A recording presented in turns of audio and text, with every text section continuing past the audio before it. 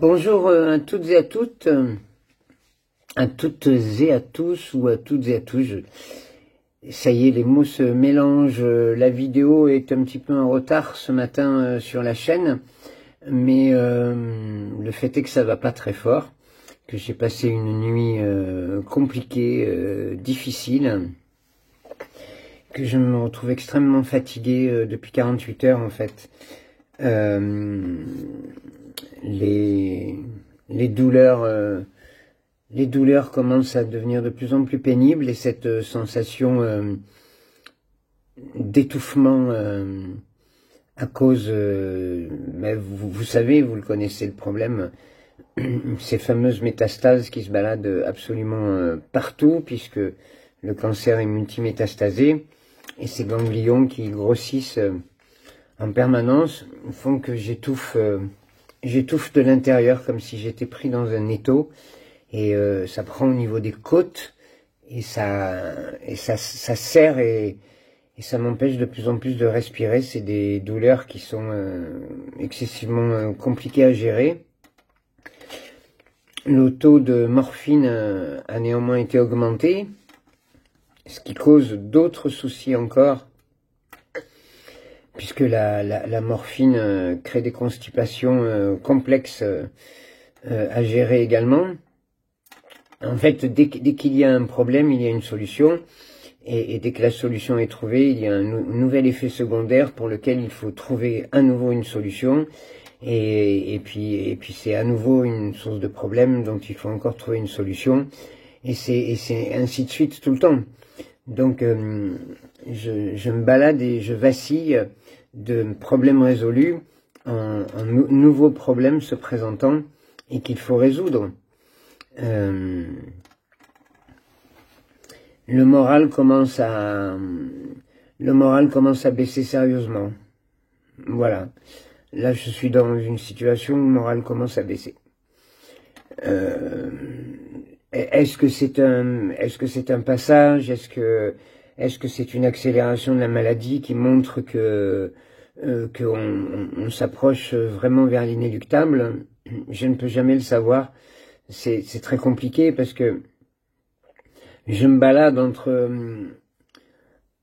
l'espoir que ce n'est qu'un passage et que je vais remonter, et puis à chaque fois que je me retrouve dans un pic un petit peu plus haut et que ça redescend, je me dis bah c'est logique, il y a des hauts et des bas, je suis obligé d'affronter ça, mais le fait est que je ne retrouve pas l'énergie que je connais de mon corps. Je ne retrouve pas, j'ai perdu totalement, je dis bien totalement, cette énergie qui fait partie de moi. Je ne la retrouve pas, je n'arrive plus à l'atteindre. Est-ce qu'elle a disparu? Est-ce que la maladie balaye ça? Est-ce que je dois considérer qu'aujourd'hui je suis une autre énergie plus faible et que je peux continuer à vivre avec cette énergie faible? Je ne sais pas, tout est tellement nouveau. Peut-être que c'est ça l'acceptation aussi, hein, c'est de se dire ok, je dois vivre désormais avec une maladie qu'il faut maintenir. Pour ne pas qu'elle gagne, il faut la maintenir. Si je désire évidemment la maintenir, hein, parce qu'il ne dépend que de moi de décider de partir ou pas. Je pense d'ailleurs que on décide de partir quand on n'en peut plus. Quand on baisse totalement et définitivement les bras, on se laisse aller. Et je pense que c'est comme ça qu'on s'en va. En tout cas, je sens que c'est le scénario qui se dessinera pour moi. C'est le jour où j'en pourrai vraiment plus. Je baisserai les bras et puis voilà. Je me laisserai emporter par ce qui se passe. Si par contre je désire maintenir, cela veut dire que je suis peut-être, parce que je le répète, tout est nouveau pour moi, Je suis peut-être dans l'acceptation de vivre au quotidien avec une autre énergie. Et une énergie évidemment beaucoup plus faible que celle que j'avais avant. Et donc automatiquement des activités et une façon de vivre différente, totalement différente de ce que j'étais avant. Alors oui, ça c'est un scénario qui est peut-être en train de se mettre en route et peut-être que je suis en train de vivre ce passage-là avec difficulté parce que les douleurs sont là, les douleurs seront toujours là. La seule solution qui se présente pour l'instant, nous en parlions avec l'infirmière qui est passée ce matin à la maison, c'est parce que je suis suivi quotidiennement, bien sûr, c'est la pompe à morphine. La pompe à morphine étant un autre procédé que les simples cachets avalés matin et soir.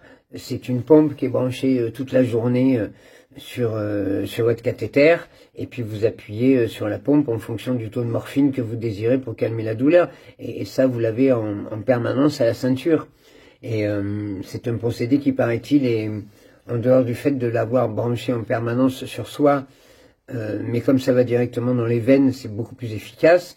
Et puis le taux de morphine est géré par la petite machine qu'on vous met à la ceinture. On m'a sorti ça ce matin. Ce serait l'étage supérieur pour calmer les douleurs dont je suis victime, parce que ces douleurs sont insupportables, réellement insupportables.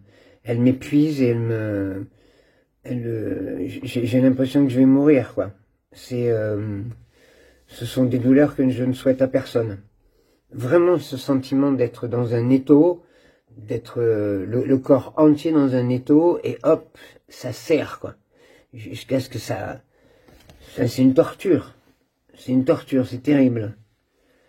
Et voilà, peut-être que grâce à cette pompe à morphine, ou peut-être que grâce à ce traitement qui me condamne de toute façon, c'est un traitement que je suis obligé de prendre jusqu'à la fin de ma vie. C'est pas un traitement que je prends pendant 15 jours pour aller mieux. Peut-être que c'est une autre façon de vivre et que je dois passer par une acceptation pour ça. C'est les questions que je suis en train de me poser aujourd'hui. En tout cas, cette vidéo va être plus courte que d'habitude parce que je suis fatigué. Je voulais être présent comme je me le promets quotidiennement, quoi qu'il arrive, parce que ça me connecte, parce que j'en ai besoin, parce que vous voyez, rien que le fait de dire ça, cette acceptation et ce changement de rythme, le fait de le dire en vidéo là, c'est pas quelque chose que j'avais formulé. Donc peut-être que ça m'aide de formuler les choses par ce journal de bord.